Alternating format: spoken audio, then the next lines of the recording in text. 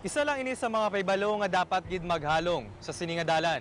Apang apisar sini, madamo sa gihapon ang nagakadisgrasya.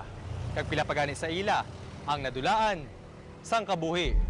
Mismo ang tag-iya sang balay kung sa diin masami nagakatabo ang aksidente. Saksi sa mga biktima nga kung hindi mo ospital, ginabawian sang kabuhi. Ang ini nga gate kag pader ang saksi sa pila ka mga salakyan nga nagakabunggo diri. May ganting ono nga hindi mo gid siya makita ya nga may time nga maakig siya kag ginabunggo ya gid yang sarakyan. Bangod na palibutan sang misteryo ang ini nga dalan. Amon nga ging konsulta ang mga paranormal expert para mabalaan kung bala matuod gid man ang nagalibot nga istorya. Isa kuno sa mga rason kung nga amadamo sang nagakadisgrasya diri amo ang kurbada nga dalan. If you can notice, ang kurtis, ang dalan, dapat crossroad ni siya. Dapat four-way siya. Pero kung makita mo, miski sa marking, sa dalan, ka-curve na siya. That's why nga prone siya sa accident, kaya naga-swerve na sila dayon pa towards this road na dapat ginarespeto nila ang nature sa dalan nga crossroad. Ang kakitid ang dalan once nga magliko ka. Most especially kung may ara man nga nagapasugalaw o may ara man nga kaupod nga mga salakyan. Kung ikaw ga-drive, siyempre you would take the route. So wala yung gina-consider sa mga people nga dito gali ang dalan baten diri. Apang mas dako kuno nga rason ang mga tinuga nga ila ginapatihan naga-star diri. Sana ba siya ko diya, elementals gid, ang mga taglugar. Taglugar gid diri. Taglugar. Ti hindi mo man na sila ma-consider nga malain or maayo. Diri yan nakita ko gid diya fire, mga kalayo. So pwede nga Sa termo daw mo muna. Bulalakaw guro. Muna or San Termo pwede. No? So mo ginaang nabatsagan ko diri. Hindi malikawan nga sa kada area nga atong natindugan niya is may ara din man. Ang mga naeksperyensyahan sang mga tawo nga mga pagpabatsyag sang hindi maintindihan nga bagay ang madugay na kuno nga nagakatabo diri kag ini ang nagasulit-sulit lang. Just to confirm, gid man, ang amo gali amon may nakita sang upod ko. Yung may mga like horses, like sa nang una bala. Okay, that's why gani sa ako niya perspective, it's not really ghost, it's just recurring events. What's it called? Dato ko sa psychology bala nga gabalik-balik lang nga ano. Remnant energies. So sometimes if the incident is too strong, naghatag sa sang tamaan kadako nga energy, gapabilin ina siya. No, naga-leave sa impression. Parehas bala sa camera nga dinumaan na naga-leave sa sang impression sa negative. Amo na siya.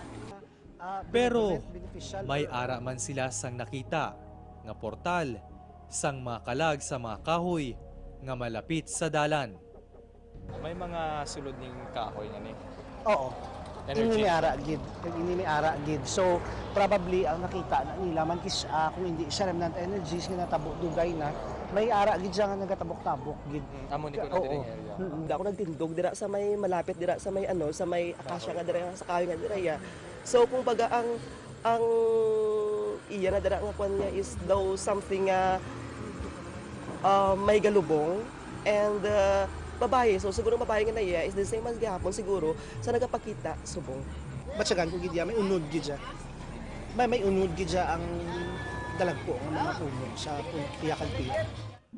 May enerhiya man kuno nga nagahalin sa patio sa unahan sang dalan nga nagahigop sa mga salakyan, rason kung nga ginaliko sila sa insakto nga dalan.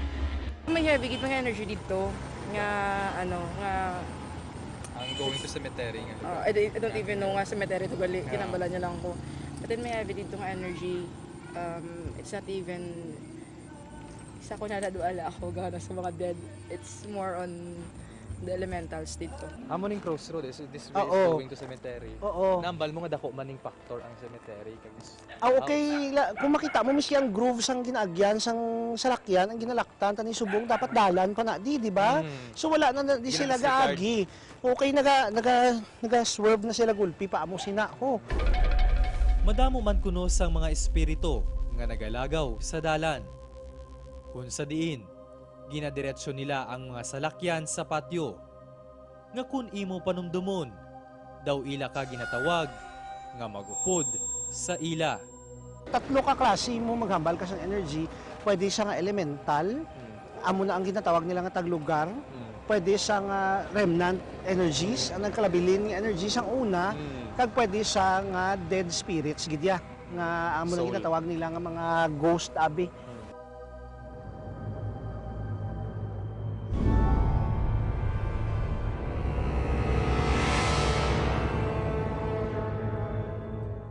Ini ang ginapatihan mga rason sa mga nagkalatabong aksidente sa sininga dalan.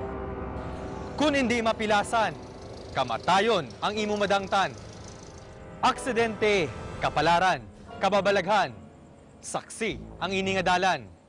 Sa sunod naton nga pagbiyahe, kita ang mag-andam para kita tanan ang malayo sa katalagman. Ako si Jason Gregorio para sa Issue Subong.